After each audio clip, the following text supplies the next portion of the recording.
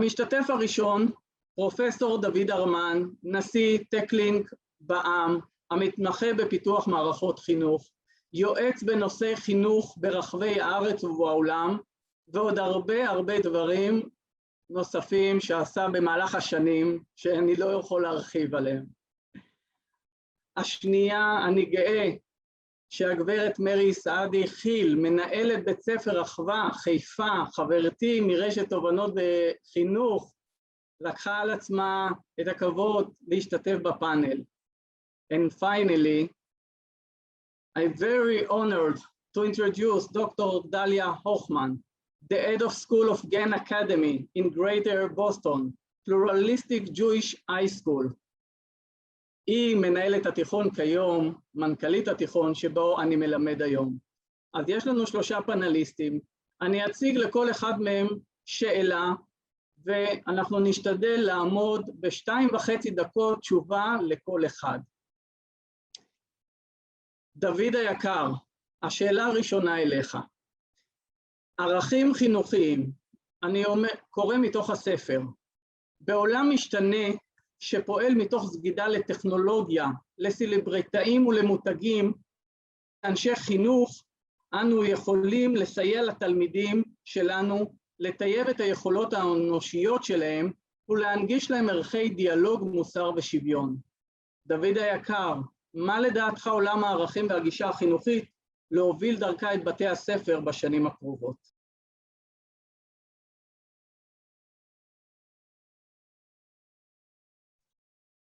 דוד, האם אתה שומע אותי? אני שומע אותך, כן. אתה שומע אותי? אוקיי, כן, בבקשה. שאלה פשוטה, יש לזה כמובן תשובה גם קצרה מאוד, 1-2. תראו, מה זה עולם ערכים? עולם ערכים זה דבר שכל ילד מתחיל להפנים, להטמיע, בעצם מיום לידתו לידתה. עד לגיל 5-6, כשהילד נכנס לבית הספר היסודי, גן חובה יסודי במבנים שלנו, הוא כבר הפנים הרבה מאוד ערכים. הוא בעצם מגיע לבית הספר עם עולם ערכים. בית הספר עוזר, הוא עוד נדבך בתהליך שהילד, הילדה עוברים במהלך חייהם, שמוסיף לעולם הערכי שהולך ונוצר, והוא נוצר כתולדה מהשפעה של כל המכלול. זאת אומרת, הוא לא מתחיל ב8 בבוקר עם הצלצול הראשון, ומסתיים ב1 או 2 אחר הצהריים, כשהולכים הביתה. הוא 24/7. יש אפילו ויכוח שמתחיל אי שם בתנ"ך, מה בדיוק התרומה של חלומות במהלך הלילה להתהוות הערכים של האדם. אז בית ספר צריך גם להיות צנוע, גם לדעת שהוא לא מנחיל את העולם הערכי לילד, הוא נדבך, והוא גם לא מנותק מהחוויה הכוללת של הילד, הוא חלק ממנו, אז הוא צריך גם להשתלב בקהילה. זה אחד הדברים החשובים שתובנות מנסים לעשות בבתי הספר, זה שילוב עם הקהילה, שילוב עם הקהילה הרחבה יותר, שילוב עם המשפחה, ולנסות ולדאוג בצורה המיטבית והמרבית שהילד ירגיש שיש שתי וערב בעולם הערכי שנרכש מכל הדברים האלה יחד, על מנת לא ליצור דיסוננסים. ויש גם סכנה גדולה מאוד של יצירת דיסוננסים. שכל אחד ואחד מאיתנו, מיום היוולדו ועד הלום, רווי גם בדיסוננסים.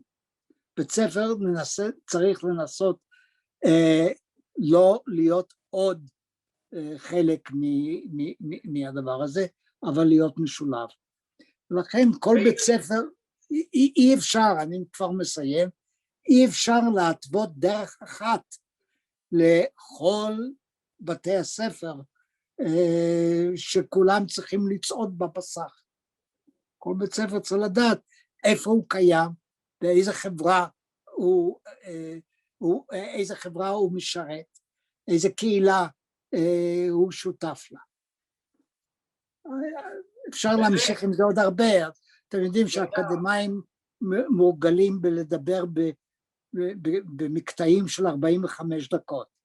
אתה מציב לי סד של 2.5, זה כמעט בלתי אפשרי. והנה הצלחת, וכל הכבוד, ואולי באמת זה החיבור שאנחנו יכולים לקחת מפה, גם כמנהלים וגם כמורים, להכיר לעומק את המשפחות ואת הקהילה שבה אנחנו עובדים, כמו שאמרת, בלי יומרנות, להכיר את הסביבה, ומכאן אני ממשיך ומפנה את שאלה זהה למרי, מרי היקרה, מה לדעתך עולם הערכים, ואיך את מובילה את זה בבית ספר שלך בחיפה? קודם כל, ערב טוב לכולם. שלומי, הרבה ברכות על הספר, באמת שיהיה הרבה בהצלחה. אני מקווה שתחזור לארץ עם המשפחה שלך, כמו שרצית. תודה, זאת זכות להיות חלק ממשפחת תבונות, אז באמת תודה גם ענקית לקרן וחיה, בעיקר, שככה ליוו אותי בתחילת הדרך. מי שמכיר אותי כבן אדם יודע שהדבר החשוב בעיניי הוא אהבת האדם. אני אוהבת את האדם, לא משנה צבע עורו, מוצאו, גיל, וכשנכנסתי כדי להגיע לרמה הזאת של אהבת האדם, אני חייבת לקיים מספר ערכים, קודם כל כבוד הדדי, שוויון, לקיים דיאלוג ביני לבין האדם, כדי באמת להגיע לרבדים העמוקים שלו. וכשממש דרכתי ביום הראשון בבית הספר, חרטתי על דגלי את כל הנושא הזה, של איך אני מפתחת ומעצימה את הדיאלוג בתוך בית הספר, באמת להביא לשוויון, אם זה בין המורים, אם זה בין התלמידים, בין ההורים, שכולם ירגישו אהובים ומקובלים בתוך הבית ספר. גם כמובן קהילת ההורים, שזה חלק מאוד חשוב, אם אני מתייחסת למה שאמר דוד, על הערכים, ואני יודעת שהילד עד גיל 6 מעצב את הערכים שלו, והוא לא בא כלי ריק לבית ספר. ואנחנו צריכים להפוך את זה למשהו הכי חיובי שיכול להיות. ניסינו בבית הספר לבנות פיילוטים של פתרון קונפליקטים, אם זה בין התלמידים, בין המורים, בין ההורים והמורים. לדוגמה, אם שני תלמידים מתעמתים בהפסקה, אז המורה מתערב בשלב הראשון, ומנסה לבדוק מה הבעיה שקיימת שם, ואחר כך אנחנו שולחים אותם לשוחח בעצמם על הבעיה, ומוצאים את הפתרון בעצמם לבעיה הזאת, איך הם היו רוצים לפתור אותה, איך היו מנהלים את השיח הזה. בעיניי זה הדבר שנותן להם את הכלי עצמו, להתמודד בקונפליקטים הבאים. וכמו שאנחנו יודעים, בכל בית ספר, יש, כמו שאמרת שלומי, פסיפס מדהים, וכדי שאני אחבר בין תרבויות, אני גם חשוב לי לחבר בין יהודים וערבים, שזה משהו שמאוד חשוב אצלנו בחיפה. וכדי להגיע לדבר הזה ולקבל את האחר, אני צריך קודם כל לאהוב אותו, כמו שאמרתי קודם. אז אנחנו הצטרפנו לפרויקט באוניברסיטת חיפה, שזה פרויקט של לימוד סקווש, ילדים מבית ספר יהודי, בית ספר דווקא היינו בית ספר לאובק יסודי, עם תלמידים שלנו שנפגשו פעמיים בשבוע, שחקו סקווש, שוחחו על כל מיני תובנות ובעיות שהיו להם, ופתרו את זה ביחד. לצערי הקורונה עצרה את זה, ואני מאוד מחכה לספטמבר הבא להתחיל את זה מחדש. יש לנו עוד פרויקט נוסף בעניין הזה, שזה לימוד אנגלית יחדיו, עם בית ספר חטיבת ביניים קריית חיים, שתי קבוצות תלמידים בכיתה ז' לומדים ביחד אנגלית, והם נפגשים פעמיים בחודש לשיח ולמידה משותפת. אני חושבת שזה הדבר הכי מהותי, כדי להכיר את האחר, לקבל אותו, לאהוב אותו, ולהיות במקום של שוויון. תודה רבה, מרי, מקסים. כי זה באמת, החיבורים האלה והעשייה, כמו שתשחק ביחד, לשחקיות משותפות, רק אלה הדברים שבאמת יכולים להביא להכרה של האנשים שאנחנו לא תמיד מתראים איתם. ועכשיו אני אעבור לשאלה באנגלית לדוקטור דליה הוכמן. So in my book, I talked about, and I quote, "We are living in a changing world, a duration for technology, celebrities, and brands. In contrast to that, it is essential as an educators to help our students improve their human ability and grow to be a better people. Dear Dalia, what are the core values of GAN Academy? And can you please give us examples of how GAN Academy implements them?" קודם כל, מזל טוב שלומי מכל המשפחה החדשה בבוסטון, בגן אקדמי, המון ברכות מבוסטון על הספר. רציתי לדבר רק בעברית, אני אמריקאית, אבל למדתי בבית ספר יהודי בבוסטון, אבל אחרי שנה, יותר משנה שאני מנהלת בתוך הקורונה, איבדתי את כל איך אומרים, brain cells, תואי מוח, אז אני אדבר עכשיו באנגלית, אני מצטערת, יום אחד בעברית. So thank you, Shlomi, and kol hakavod, from all of your friends and your fans and your colleagues here in Boston. We are really celebrating you today on your accomplishment. Thank you for inviting me here today, and for the organization who's sponsoring this event, thank you. When I think about the core values for our students, and we teach teenagers here, adolescents, so it's a bit different when we're dealing with this age group, students in the realm of 14 to 18 years old. I think about 4 categories. I think about awareness of self, awareness of other. Here in a Jewish school in Boston, I think about the awareness of an identity, a Jewish identity. And the 4th is the awareness of one's identity in a global world. And I think about how one builds on the other. In terms of developing in young adults, in adolescents, an awareness of self, this is critical. And we do this in a small chavura type program called Advisory, where here every student is connected to a teacher as a mentor for 4 years, their advisor.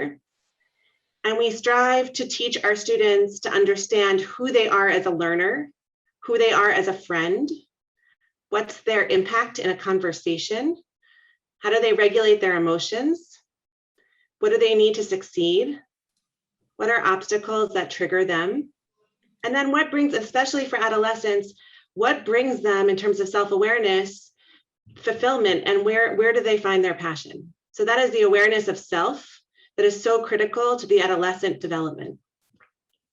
Secondly, especially for teenagers, relationships with others. And Mary, you discussed this, and David, you discussed this. It is critical for educators to teach students how to relate with their peers, with adults, and to understand their impact in relationships, because all learning ultimately is very social. Learning is a social enterprise.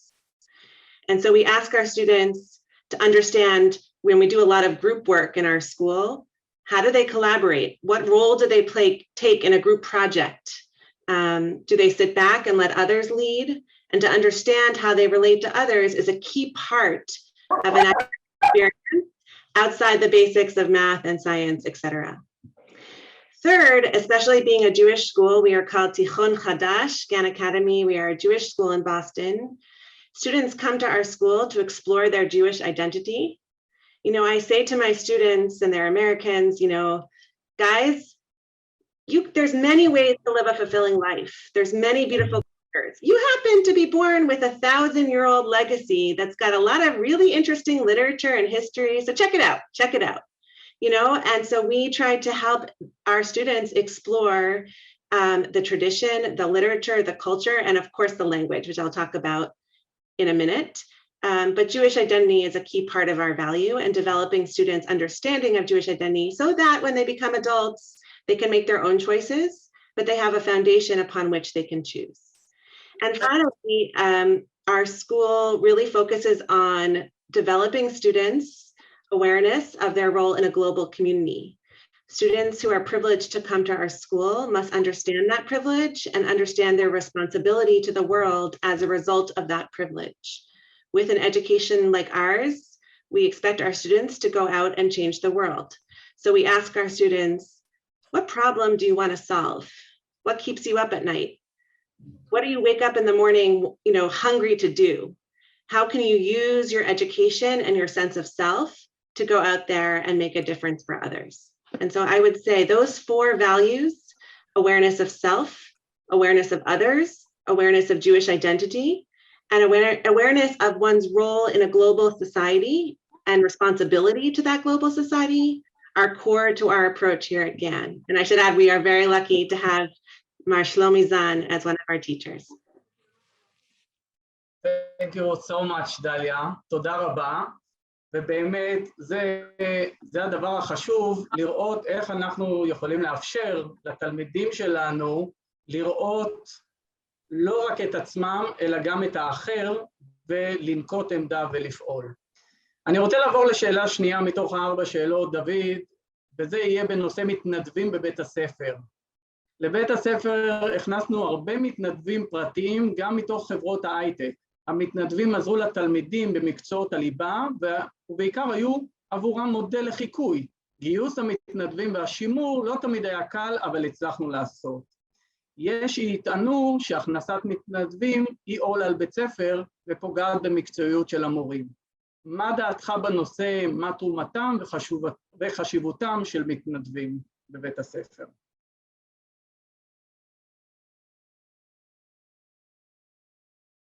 דוד, אנחנו לא שומעים אותך, בבקשה. שומעים? תודה. כן. אוקיי, קצת בעיות טכנולוגיות, אבל לדעתי מתנדבים בבתי ספר הם קריטיים. ואם יש בתי ספר שהם בהם מתנדבים, הייתי עושה כל מאמץ לגייס אותם. זה דורש קצת מאמץ, זה דורש קצת עבודה, זה שווה כל מאמץ וכל עבודה.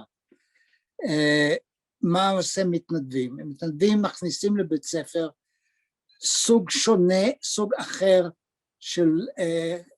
של חבר קהילה, לא מורה. זה אדם שהוא מבוגר יותר מהילדים, ושהוא יכול לבוא מכל מיני, יש בתובנות, בבתי הספר של תובנות מופעלים מתנדבים מכל מיני סוגים.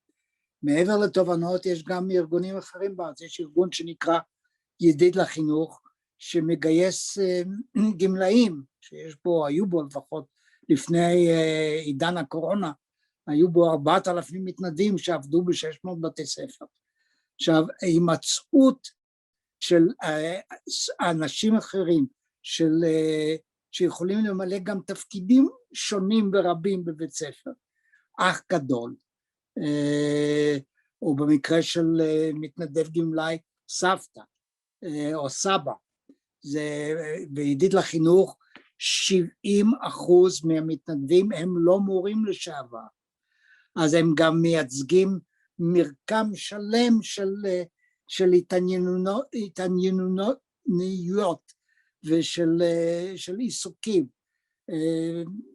זה דבר בלתי, וזה גם מאפשר לבית הספר עצמו ולמנהלי בתי הספר לגוון מאוד את מה שנעשה בתוך בית ספר. זה לא רק תוכנית הלימודים מהכיתה והפסקה, אבל זה יכול להיות עושר גדול מאוד של פעילויות. חוץ מזה, אמנם יום הלימודים הישראלי הוא יחסית קצר, ובגן אקדמי אני מניח שנשארים בבית ספר שעות רבות יותר,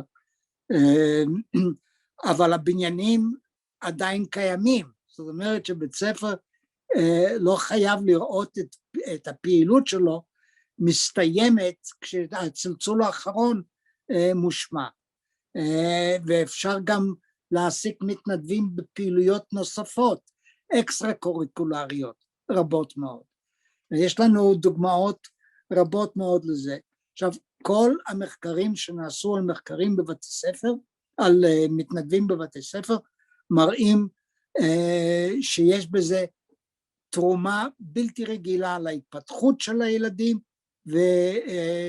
אבל זה מראה גם שיש לזה תרומה רבה למתנדבים עצמם.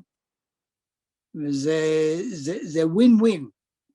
אלה מרוויחים ואלה מרוויחים. אגב, במקרה של מתנדבים גמלאים, יש לנו גם הוכחות אמפיריות שזה תורם לאריכות ימים. אז מכאן אנחנו נוציא קריאה לכולם להתנדב. למי שעדיין עוד לא התנדב. אמן. אגב, בזמן הקורונה, רק אני עושה דבר אחד, בזמן הקורונה, by definition, אי אפשר היה להכניס מתנדבים גמלאים לבתי ספר, גם כשהם היו פתוחים. אז אנחנו פתחנו בעצם בית ספר ללמד את הדור ההוא, איך להשתמש בטכנולוגיות שהילדים כל כך בקיאים בו. כמובן המורים הכי טובים היו הילדים עצמם, אבל מזה נולדה גם התנדבות טכנולוגית, והיא גם תיתכן. זה דבר שצריך לטפח ולטפח ולטפח, עד כמה שהדבר שניתן. זאת אומרת שדרך המתנדבים גם אפשר לעשות את הגישור הבין-דורי, וזה דבר חשוב בפני עצמו. בכלל את הגישור בין בית ספר לקהילה הקרובה יותר והרחבה יותר, בהחלט. תודה רבה על התובנה. בהחלט, תודה רבה על התובנה, ובהקשר הזה אני אפנה שאלה למרי בנושא השפה העברית, השפה העברית ושפה בכלל, כי גם אנחנו הכנסנו הרבה מתנדבים כדי שיבואו, אפילו יקריאו סיפורים לילדים, כי ילדים מאוד אוהבים שהם מקריאים סיפורים, אבל גם יצרנו יוזמות, ואני מקריא מתוך הספר.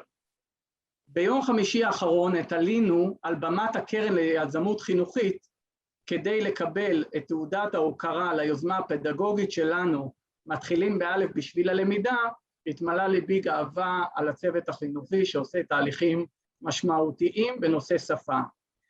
מרי היקרה, אנחנו יודעים לומר שהדרך להשתלבות בחברה עוברת דרך ידיעת שפה. מה העמדה והניסיון שלך בנושא?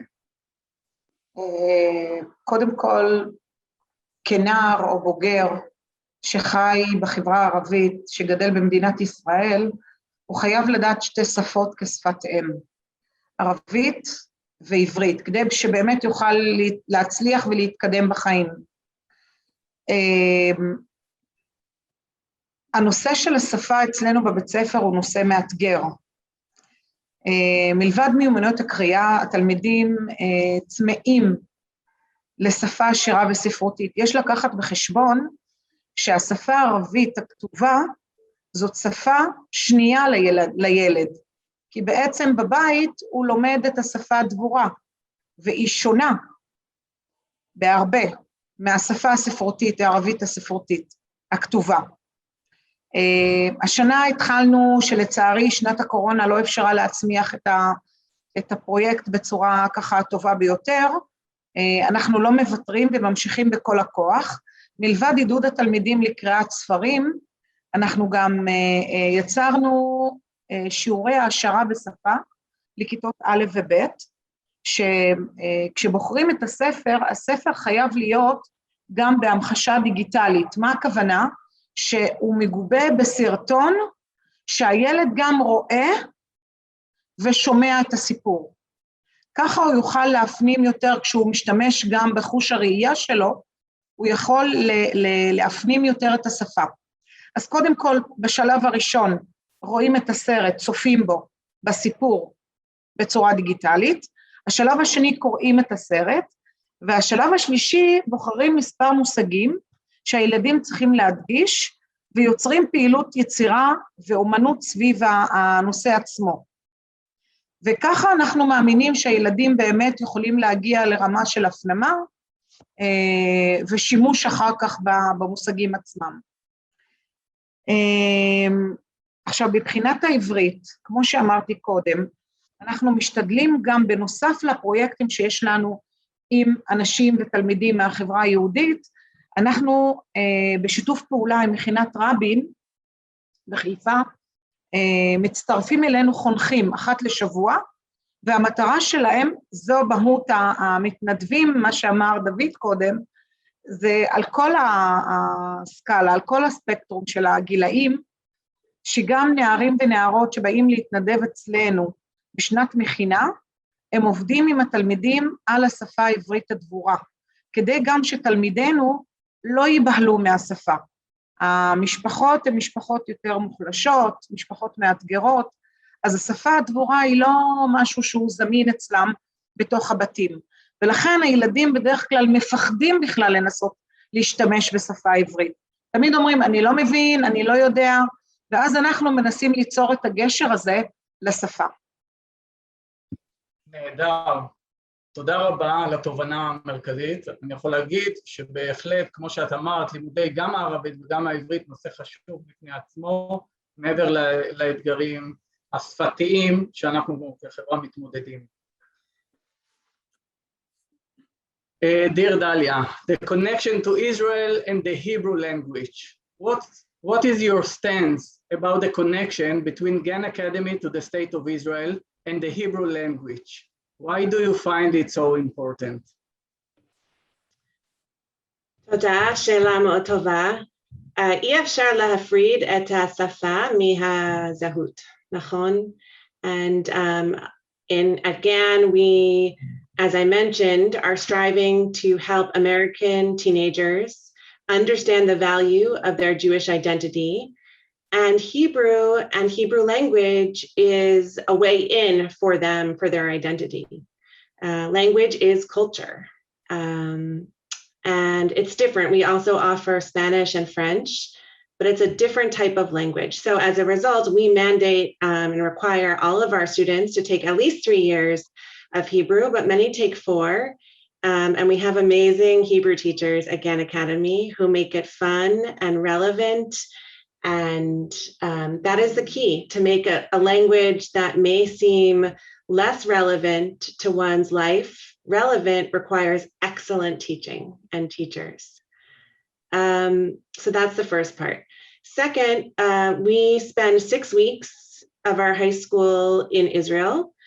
We take our students for 6 weeks, which is a very big commitment, both in terms of time and resources from our school.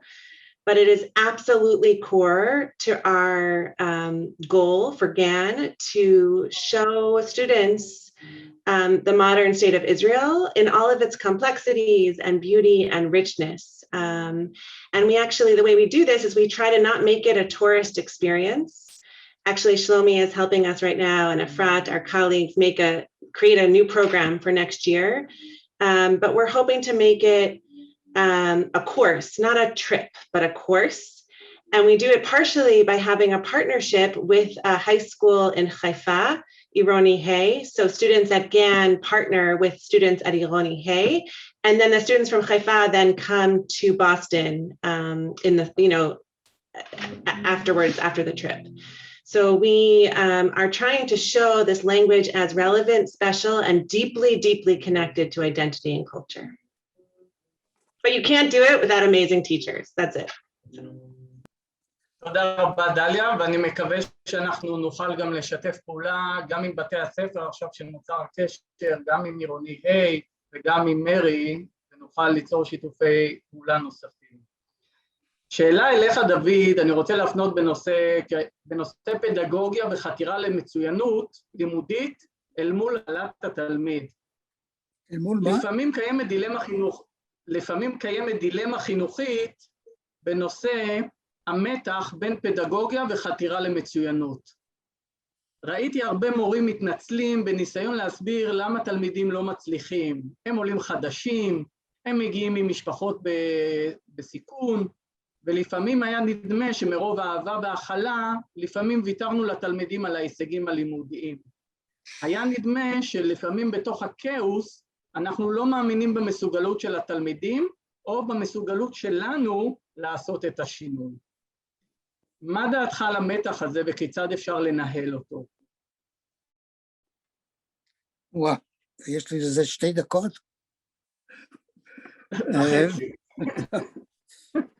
בואו אני אחזור לעניין של השפה,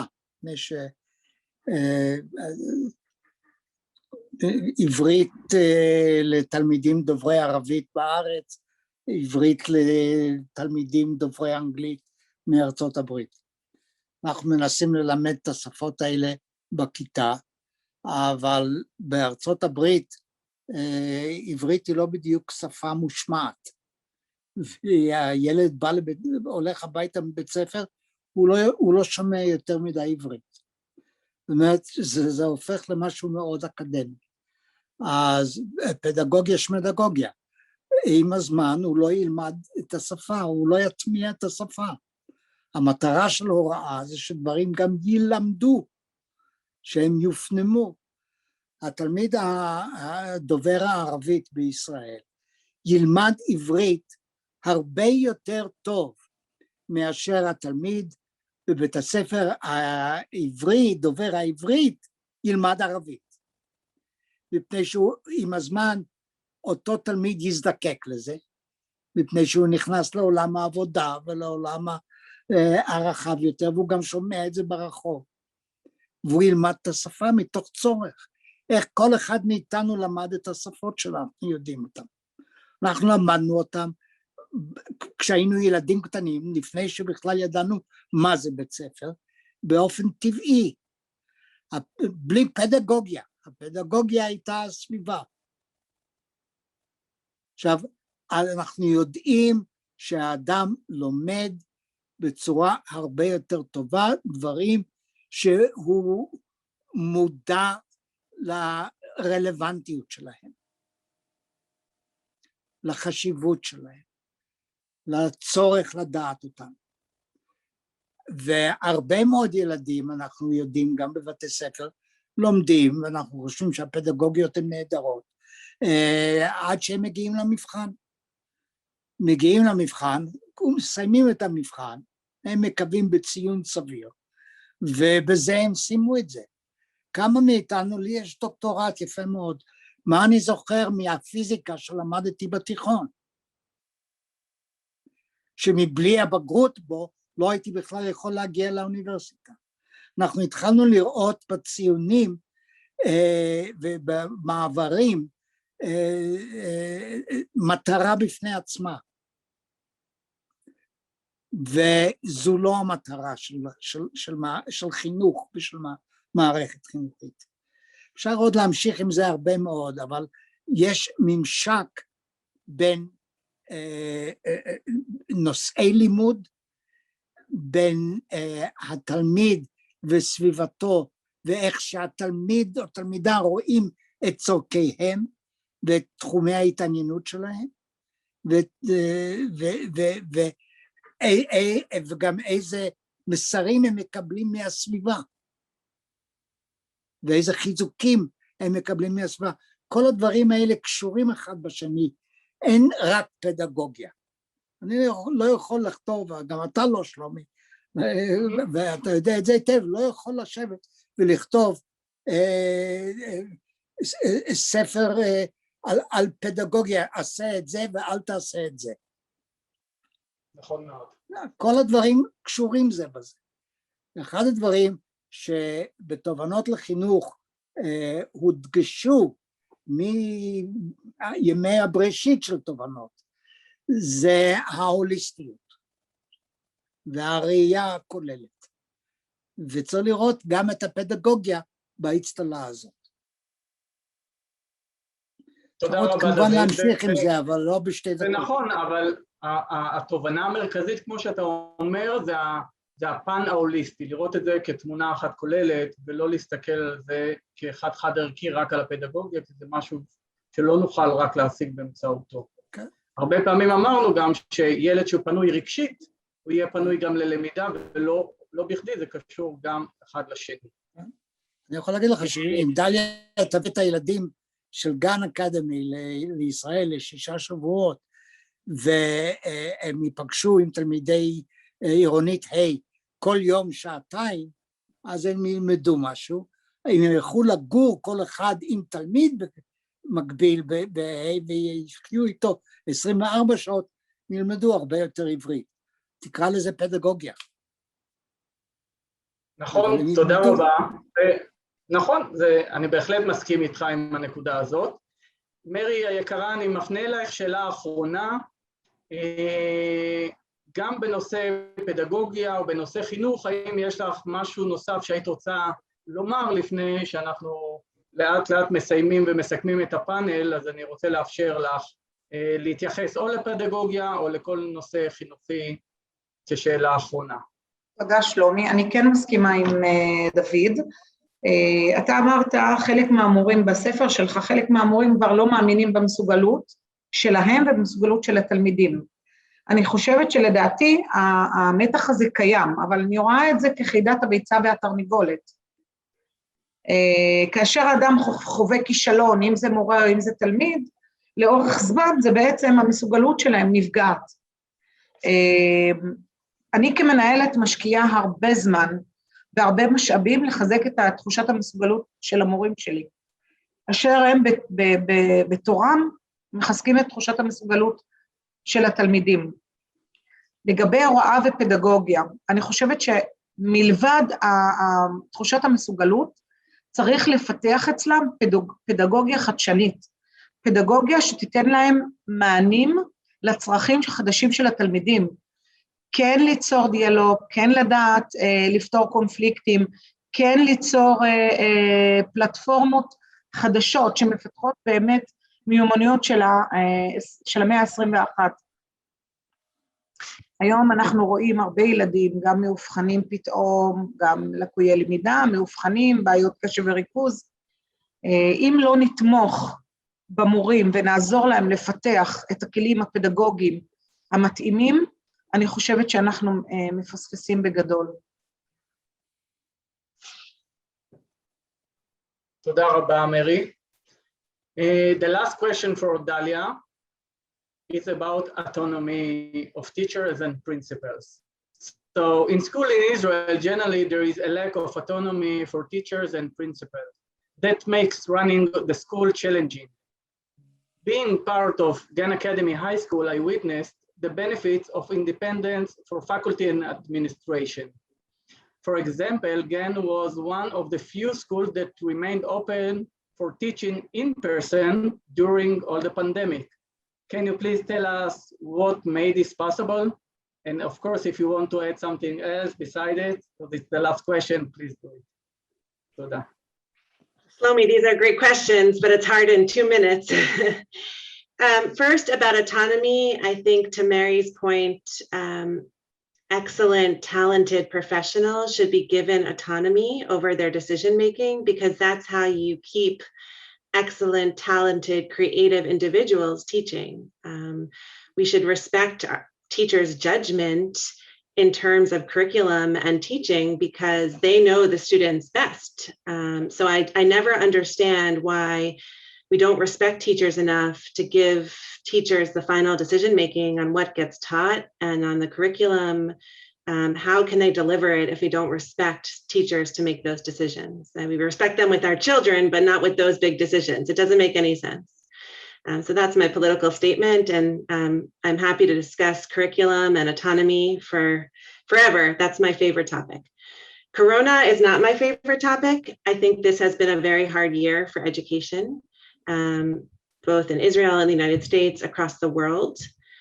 And in thinking about what made this year particularly tricky, and I can tell you, and this is a much longer conversation, I would say one of the reasons we were one of the only high schools in Massachusetts to stay open the entire year. We had no closures. We were continuously open since August, and we're very, very proud of that. Is because we did have autonomy from the government to make our own decisions. But also we created a brit, a social contract with our students and with our parents and with our teachers. And we had the students and the student leaders write the brit. So we had the teenagers own the rules. And we said to them, you want to see your friends? You want to come to school? You want to get out of your bedroom? Here are the rules. No hanging out, no parties, no sleepovers. And when the students own and internalize the rules, especially in a high school, and I think also for younger kids as well, they took it very seriously. And I think, parents, teachers, and students working together was one of the reasons we were so successful here this year during Corona. I will say, as a final note, thinking more globally about education outside of GAN, while we were very successful, unfortunately, there has been a lot of acrimony, acrimony, bivrit, that's a, strife and conflict in education. And I think what happened this year is that the interest of parents were not aligned with the interest of teachers. And that created a lot of challenges and acrimony and strife, which is not good for education. And so the lesson here is that we need the parents and the teachers to be aligned for education to work. And I think we saw that very symbolically and on a global scale, what happens when there's strife and different interests. So it reminded me this year with Corona, how important for education it is for all of the main adults in a child's life to be on the same page and to work together and to have the same goals. So ultimately, I think that's one lesson that we learned from this very difficult year. תודה רבה, בהחלט נקודה חשובה שכאנשי חינוך החיבור להורים ולדבר באותה שפה והרבה פעמים גם לקבל החלטות שהן נכונות לבית הספר, זה הדבר החשוב, ולרתום את ההורים ולחבר אותם לתוך אותה עולם החלטות. זה בהחלט נקודה חשובה. דוד היקר, אם יש דבר נוסף שהיית רוצה להוסיף לפני שאנחנו מסכמים את הפאנל, או מרי, אז בבקשה. לפני שאנחנו חותמים את הפאנל. הייתה שנה קשה לכולם, אבל השנה הזאת נכפתה עלינו הר כגיגית, אז אנחנו היינו צריכים ללמוד כל מיני דברים חדשים, וזו הייתה גם שנת למידה, אבל למדנו גם במהלך השנה הזאת שאנחנו יכולים ליצור דברים חדשים. למדנו למשל איך להשתמש בזום, כמה מאיתנו זוכרים מפגשים כאלה בזום מלפני שנתיים. למדנו בכל, אחד הדברים החשובים שקרו הוא שמהמצב החדש והתנאים שנוצרו נולדו גם כל מיני תפיסות חדשות, גישות נוספות, יכולות שלא התפתחו בעבר. אז בכל מצב רע יש גם טוב. ובצד שני, אנחנו בכלל, מה זה פדגוגיה? זה אותו דבר, חינוך זה בעצם אותו דבר. אנחנו עומדים מול אנשים חיים, אנחנו נפגשים עם אנשים חיים. הם שונים, הסביבות שונות, הקהילות שונות, ומהתנאים שאיתם אנחנו עובדים, אנחנו גם לומדים, אנחנו צריכים להיות מאוד מאוד גמישים בגישות, בדרכים שאנחנו מלמדים, במה שאנחנו מלמדים, באיך שאנחנו מלמדים. וזו אני חושב התובנה העיקרית, גם מהרבה מהדברים שאתה כתבת, שלומי, וכל אחד מתוך ניסיונו יודע את זה. אנחנו לא עובדים בבית חרושת עם שטנצים. ולמרות כל הזעקות וצעקות על היעדר אוטונומיה, בסופו של דבר כשילד, שכיתה נכנסת לפעילות, אז יש המון אוטונומיה לאיך דברים קורים. וצריך גם לדעת איך לבנות את זה ולהבנות את זה. בהחלט אני לוקח את המילים שלך, כי בסוף אנחנו עובדים מבני אדם. שבלונה לא יכולה להיות. כל אדם הוא עולם ומלואו. תודה דוד. ומרי, מילה אחרונה שלך בבקשה. מילה אחרונה, אני חושבת שהאירועים האחרונים שהיו ככה במיוחד בערים המעורבות, ככה הדליקו לנו נורה אדומה, ולי במיוחד, במה שהתחלתי עם אהבת האדם. אני חושבת שאנחנו כאנשי חינוך חייבים להשריש את הערך של אהבת האדם וקבלת האחר. אני מאחלת לערבים וליהודים להתפלל יחד בהר הבית ובאל-אקצא, אחד לצד השני, בשלום ובאהבה.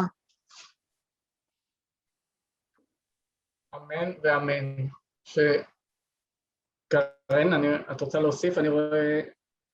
אני עם דמעות בהתרגשות בעיניים, גם מכל המארג המופלא של הערב הזה, והמשפט המסכם של מרי, של התקווה הטובה שאנחנו חיים פה ביחד, ונאחל לכולנו חיים מתוך כבוד, שוויון, אהבה, והרבה הרבה רגש, וזה בידיים שלכם. אז ראיתי כאן גם את פאטינה הערב איתנו, אז מהארץ ומחול, ברכות ברכות, תודה רבה.